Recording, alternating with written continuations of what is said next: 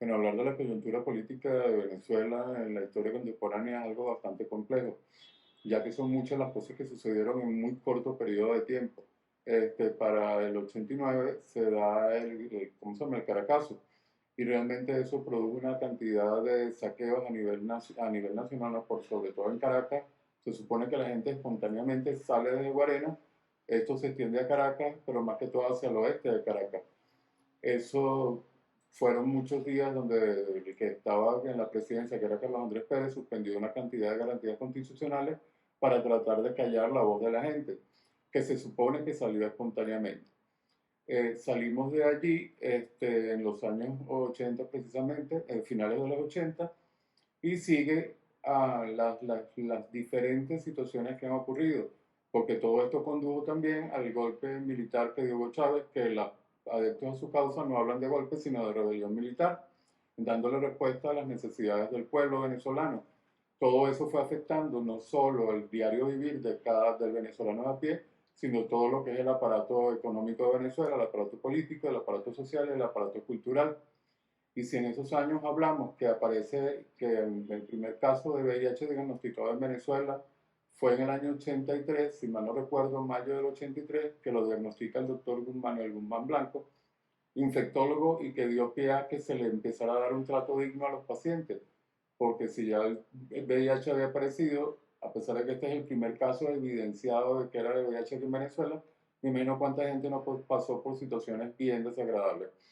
Pero todo eso, una vez más, o en el pasado y ahorita en el presente, hizo de los venezolanos personas resilientes que hemos sabido enfrentar situaciones muy difíciles y que aparece en estos momentos en la sociedad civil dando respuestas, sobre todo gente que viene de la población más vulnerable, en este caso que se marcó, que fue las personas homosexuales, porque así lo dijeron los medios de comunicación social a nivel internacional y a nivel nacional. Y aquí no nos escapamos. El VIH llegó con toda su herencia de discriminación y de estigma. En lo que se dio el primer caso acá, que llegó a la luz pública, no de este primer paciente, ese paciente murió a los pocos días.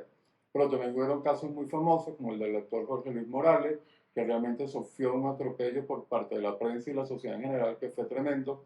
Una cosa es la libertad de expresión, pero otra cosa muy distinta, a pesar de que dicen que existe el derecho a replicar. O sea, yo puedo hablar de cualquiera, lo que me dé la gana, y después el otro puede replicar, pero ya el daño está hecho cuando tú mancillas el honor de una persona y la dignidad de una persona.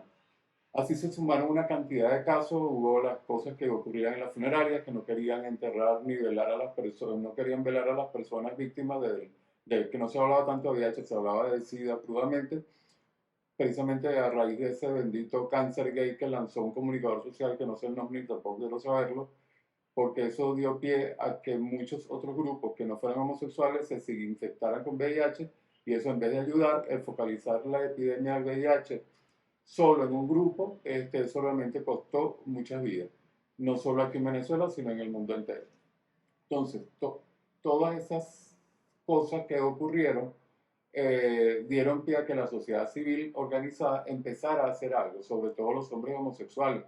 En ese momento yo fui uno de los que participé para empezar a visitar hospitales, porque algo estaba ocurriendo muy feo en los hospitales caraqueños. Fue una situación muy dantesca, que realmente fue muerte sobre muerte, sobre muerte, sobre muerte, y no solo era morirse, era también morirse como sin dignidad, morirse sin principios, morirse sin derechos, como lo peor del mundo. Una Sodoma y Gomorra cualquiera, donde todos estaban castigados por Dios por una preferencia sexual que debería de ser mucho más libre, y sobre todo en nuestro país, que he descubierto con el pasar del tiempo que seguimos tan puritanos y nunca ha habido voluntad política para hacer las cosas. Pero para no irme más allá, este, gracias a todas estas situaciones que fueron espantosas, nacimos personas que nos involucramos en la lucha contra el VIH. ¿Qué podíamos hacer en aquel momento?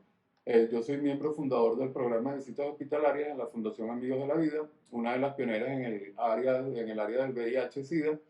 Me involucré desde el principio en ir, me interesaba ver qué estaba pasando con la gente que estaba muriendo, cómo estaban siendo atendidos, y el primer hospital que visité yo solo fue el Hospital Clínico Universitario, donde empezaba en el piso 8, iba recorriendo todo el hospital porque habían pacientes VIH en el servicio de neumonología, en el servicio de gastroenterología, hasta en el servicio de psiquiatría y en el propio servicio de infectología que queda en el piso 2 del hospital clínico.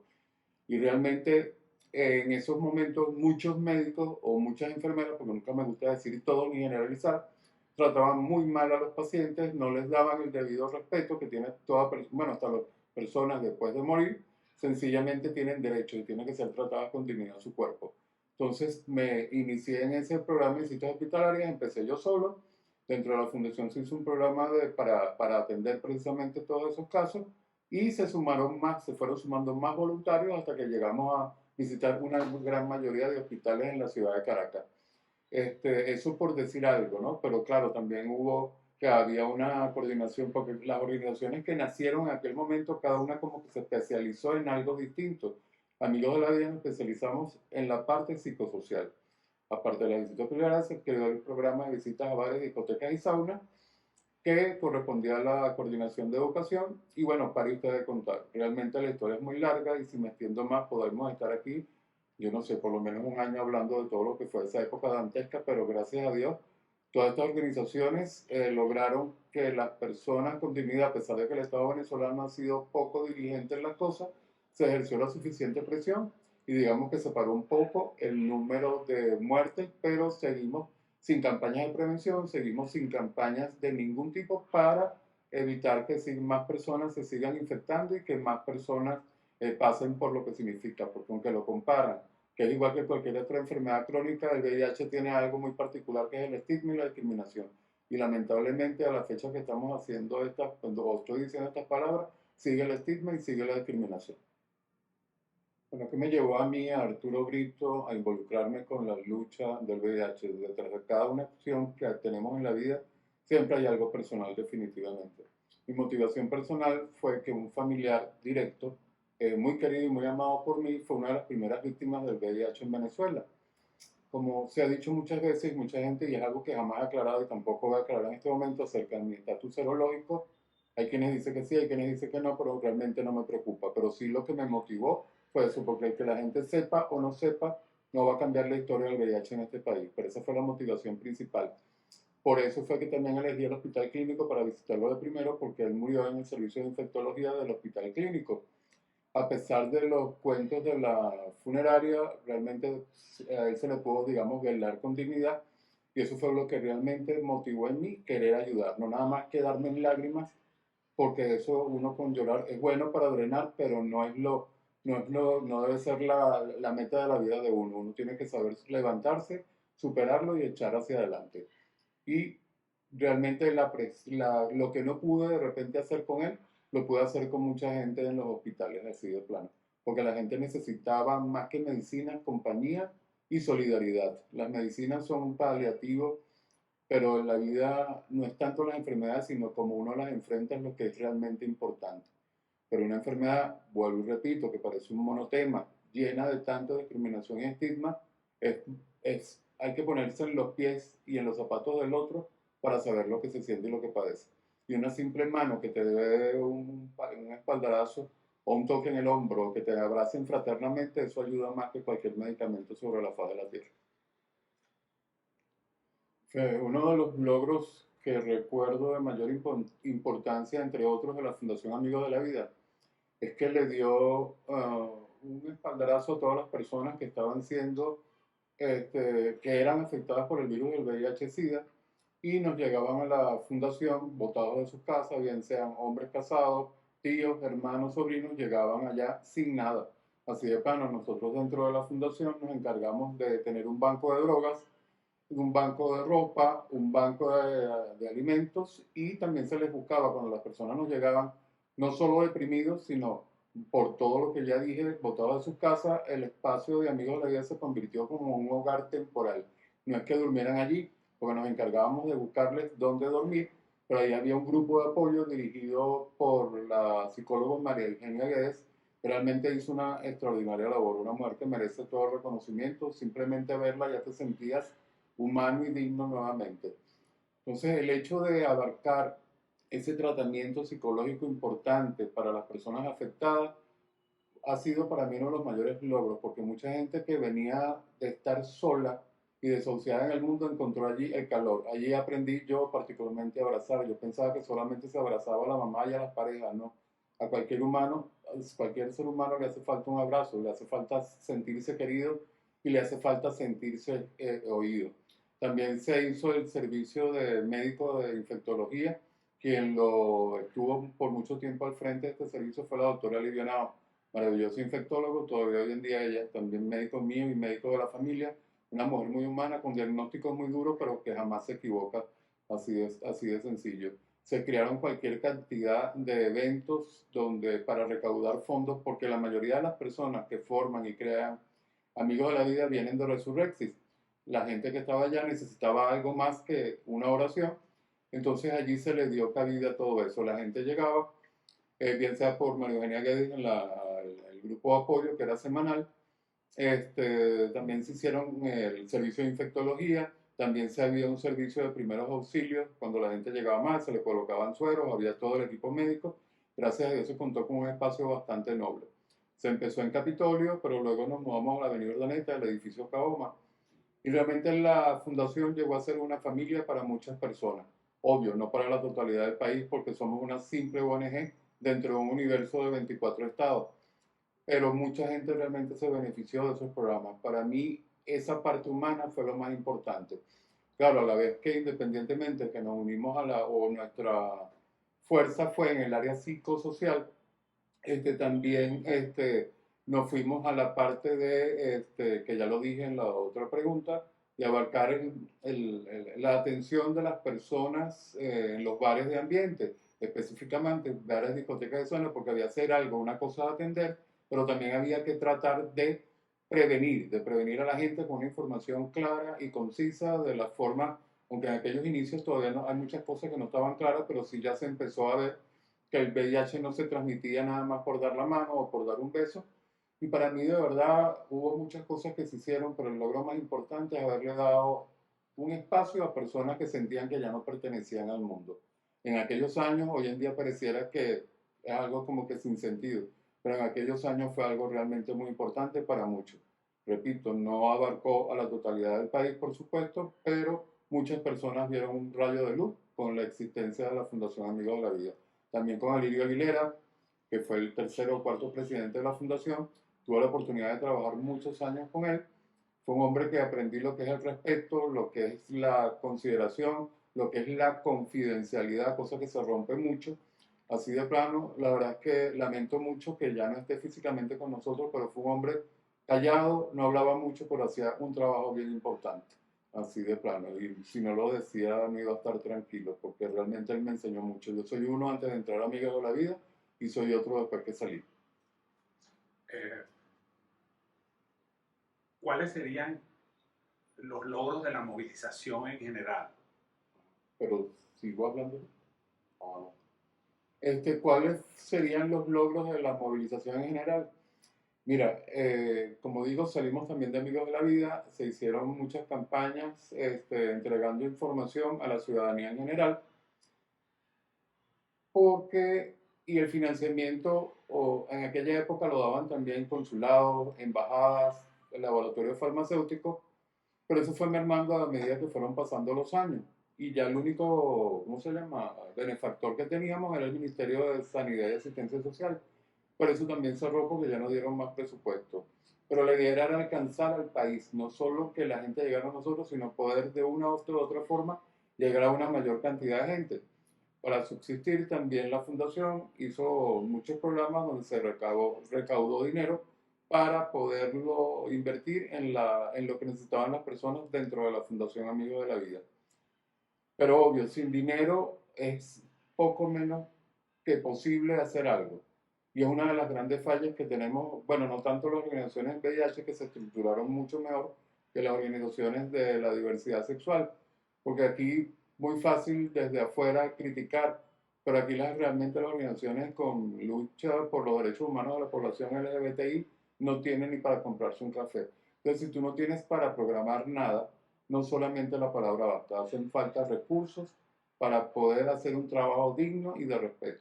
Y estamos en el año actualmente 2023 y seguimos en la misma situación. Yo creo que ahora la situación es peor que antes, porque antes de una u otra forma habían algunos benefactores, pero hoy en día no se cuentan con esos benefactores y no hay voluntad política tampoco. O sea, hasta los momentos he hablado de la Fundación Amigos de la Vida, porque obvio, fue la organización, mi casa madre, por decirlo de alguna forma, pero también todo lo que estaba ocurriendo con el VIH a nivel nacional permitió que en el territorio venezolano nacieran cualquier cantidad de organizaciones para la lucha contra el VIH, no solo en Caracas, sino también en estados de la República, en diferentes estados del Estado venezolano. Y eso realmente fue una situación singular, porque yo creo que igual que el VIH llegó con toda esa ola de discriminación y de estigma, también logró unir a mucha gente en pro de una mejor calidad de vida para las personas afectadas, en pro de que se vinieran abajo todos los mitos construidos acerca del VIH-Sida. Organizaciones como Acción Solidaria, como Axis, como este, bueno, para ustedes contar, son muy nuevas como Mavit en el estado Aragua, como la Sociedad Will Wife en Mérida. Bueno, hay muchos nombres que se me escapan, pero en el estado Apure está, no me acuerdo cómo que se llama la organización y todavía existe, Fundapeima, creo que se llama la organización del estado Apure, un sitio, uno de los estados más alejados de Venezuela que también tiene una problemática bien fuerte. ¿Por qué las nombro todas ellas? Porque realmente el despertar de la conciencia no solo quedó en Caracas, sino con los pocos que se tenía. Por eso había mucha gente con ganas de trabajar y de que la historia cambiara, de que la historia cambiara hacia la dignidad y el respeto hacia el ser humano, muriese de lo que muriese y tuviese lo que tuviese. Entonces, ese despertar de una conciencia a nivel nacional y más que todo por parte de los directivos y por parte de los quienes integraron esas fundaciones que la mayoría pertenecían a la población LGBTIQ+, dio a entender también que los homosexuales no solo somos personas que bailamos y tenemos sexo con otros hombres, sino que también buscamos cosas más importantes en la vida y que somos solidarios cuando nos toca ser solidarios. Y yo creo que mejor ejemplo que ese no hay. En dado caso, la única fractura que yo digo que puede haber habido o hubo a lo largo del tiempo es que las organizaciones en VIH solo era el VIH, las organizaciones de la diversidad sexual solo era la diversidad sexual. No sé por qué razón, ni pretendo ser un estudioso del tema, pero si hubiese habido una mayor unión entre la población LGBTI y las organizaciones como VIH como tal, yo creo que se hubiesen podido lograr muchas cosas, cosas mucho más importantes. Claro, porque mucha gente no quería vincularse con organizaciones en el trabajo en VIH, porque lamentablemente, por lo que ya he repetido hasta el cansancio, que es el estigma y la discriminación.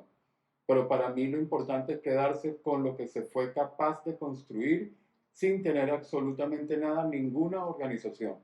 Entonces, fuimos capaces de hacer eso, somos capaces de hacer muchas más cosas en pro de la gente, en pro de los seres humanos, en pro de la población LGBTIQ+, en este caso, y espero que sigamos adelante y que nunca desmayemos nuestra fuerza. Mientras tengamos vida, tenemos que seguir aportando desde nuestros sitios de trabajo, de nuestra familia, aportando que las cosas cambien, porque el futuro tiene que ser mejor y nos merecemos que sea mejor de lo que hasta ahorita ha sido. Bueno, hoy en día me encuentro, aunque no estoy trabajando con una fundación en particular, estoy como activista independiente, sobre todo en el área de los derechos humanos de la población LGBTIQ+, pero en cuanto al VIH, todavía después de Amigos de la Vida, obvio que conozco mucha gente y hay gente que me llama y le doy consejería de forma particular, pero porque quiero. Ni recibo dinero por eso, ni tampoco lo pretendo. Gracias a Dios subsisto sin necesidad de hacer eso, lo puedo seguir haciendo libremente. Y estoy dedicado exclusivamente a eso y acompaño a las organizaciones que existen en Venezuela por la lucha de los derechos de la población en cualquier cantidad de cosas que se necesite. Yo estoy presente, ir a los ministerios públicos, presentar documentos, presentar reclamos, pero es una historia que lamentablemente siento que es cuesta arriba en nuestro país porque no hay la voluntad política para querer reconocer nuestros derechos, no hay por parte de las organizaciones tampoco, nos hace falta mucha más unión.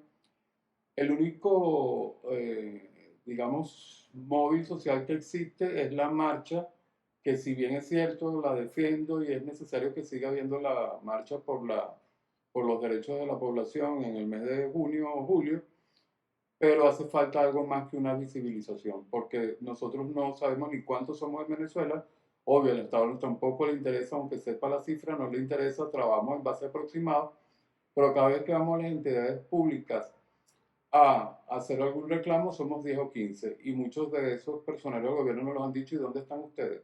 Ustedes son nada más la representación de la diversidad en este país. Obvio que no lo somos y lo hacen a propósito.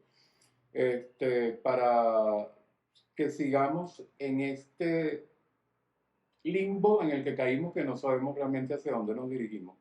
Porque una respuesta rápida hacia el reconocimiento de los derechos no la veo de verdad. A veces me siento desanimado porque veo que aquí la cosa está como que muy lejos de nosotros y nos quedamos atrás en comparación con todos los países de América Latina. En la actualidad me dedico exclusivamente a eso, bueno, y también hago cosas a nivel personal. He estado dando charlas de motivación personal, de motivación empresarial. Gracias a Dios me han salido unos cuantos trabajos en esa área, pero en el VIH hay algo que siempre quise hacer, pero no lo estoy haciendo. Ojalá que pueda hacerlo, que es la población privada de libertad que es víctima del VIH. No sé qué está pasando con eso. Por mi trabajo en la Caja de Trabajo Penitenciario tuve la oportunidad de estar 7 años visitando cárceles en Venezuela por mi trabajo y vi que la realidad de las personas VIH y las mismas personas en diversidad sexual es una realidad muy dura. Porque he hablado hasta ahorita de los que están afuera, pero los que están privados de libertad parece que no existen para nadie.